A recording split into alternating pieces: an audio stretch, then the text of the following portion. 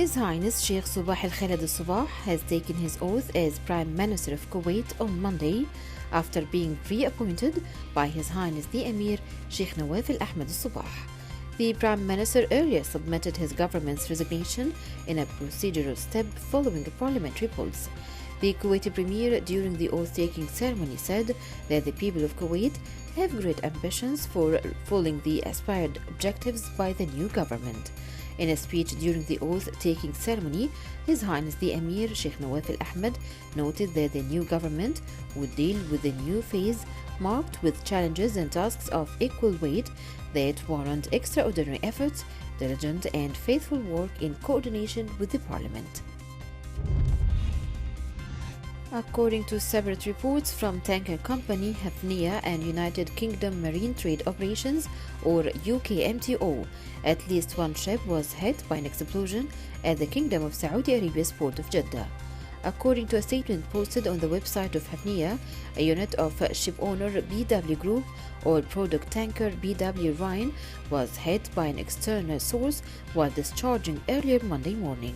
It said the Singapore-flagged vessel immediately ceased all discharge operations and the fire was extinguished without any injuries. The UKMTO, which is linked to the British Navy, said a ship had been hit but didn't name it. It advised vessels in that part of the Red Sea to exercise extreme caution. Ghanaians voted Monday in an election seen as a close fight between President Nana Akufo-Addo and his longtime rival John Mahama, vying to lead the country long viewed a beacon of stability in a troubled region. From the oceanside capital Accra to the northern city of Tamale, voters lined up at polling stations at the crack of dawn to pick a president among 12 candidates and members of parliament for 275 constituencies. Crowds cheered and chanted 4 more years as the incumbent of the New Patriotic Party cast his vote in Kibi, a town in the eastern region. Tens of thousands of protesting Indian farmers have called for a national strike on Monday, the second in a week, to press for the creation of 3 new laws on agricultural reform that they say will drive down crop prices and devastate their earnings. The farmers are camping along at least 5 major highways on the outskirts of New Delhi and have said they won't leave until the government rolls back what they call the Black Laws. They have blockaded highways leading to the capital for 3 weeks, and several rounds of talks with the Indian government have failed to produce any breakthroughs.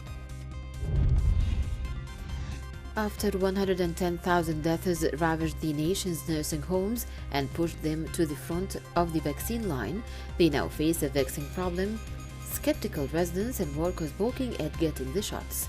Being first has come with persistent fears that the places hit hardest in the pandemic, accounting for nearly 40% of the nation's death toll, could be put at risk again by vaccines sped into development in months rather than years.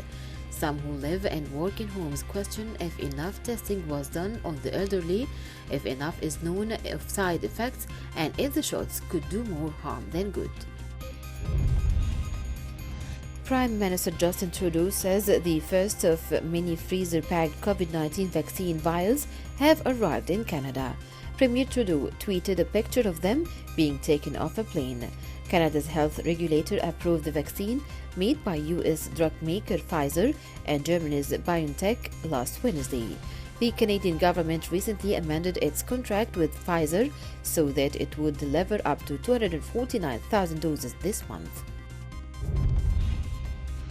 Germany will go into a partial lockdown from Wednesday, with non-essential shops and schools to close, as Europe's biggest economy battles to halt an exponential growth in coronavirus infections. The new curbs will apply until January 10th, with companies also urged to allow employees to work from home or offer extended company holidays under the new measures agreed by Chancellor Angela Merkel with regional Germany's 16 states. Japanese Prime Minister Yoshihide Suga will chair a coronavirus meeting on Monday and could further restrict a travel subsidy program in an effort to contain mounting infections as his approval rating plummets over the handling of the pandemic. The Prime Minister's office said that Premier Suga may temporarily halt the travel campaign aimed at boosting the economy to the capital Tokyo and the city of Nagoya, the large industrial hub of Aichi Prefecture. Local media on Sunday flagged cuts to the travel campaign, while Osaka governor said that he asked the government to extend the suspension of the tourism program imposed on the Osaka region. President Donald Trump said Monday that he was reversing an administration directive to vaccinate top government officials against COVID-19, while public disruption of the shot is limited to frontline health workers and people in nursing homes and long-term care facilities. President Trump made an announcement hours after his administration confirmed that senior U.S. officials, including some White House aides who work in close proximity to the outgoing president and Vice President Mike Pence, would be offered coronavirus vaccines as soon as this week under federal continuity of government plans. The U.S. leader previously contracted the novel coronavirus and recovered. Many White House officials have already had COVID-19, potentially dampening their need for quick access to the vaccine. The European Union's rights watchdog has warned of the risks of using artificial intelligence in predictive policing, medical diagnosis, and targeted advertising as they block Malta's rules next year to address the challenges posed by the technology. While AI is widely used by law enforcement agencies, rights groups said it's also abused by authoritarian regimes for mass and discriminatory surveillance. Critics also worry about the violation of people's fundamental rights and data privacy rules.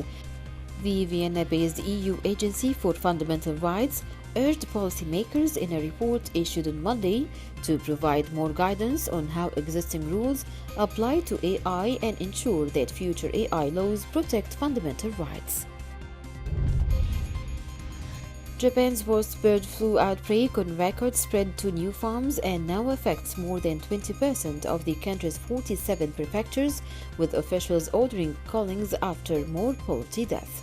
About 11,000 birds will be slaughtered and period after avian influenza was discovered at an egg farm in Hashiga City in Shiga Prefecture in southwestern Japan, the Agriculture Ministry said over the weekend.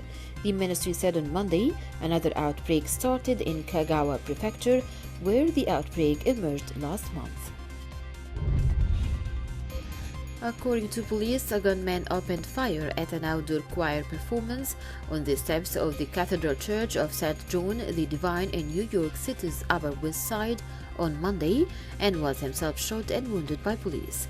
New York City Police Department spokesman Sergeant Edward Riley said the gunman had fired on police, but no officers were injured.